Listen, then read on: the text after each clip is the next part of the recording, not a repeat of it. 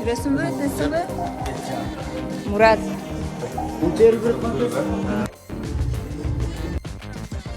Типа красавица келбейт экен.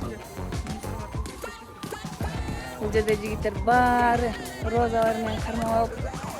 Күйөө баланы заранее көрсөтпөй эле турайын. Солнце бактылуу болуп. Көрдүңөрбү кандай красавица калды. Буюрса, токтолуудан бай-бай кылабыз.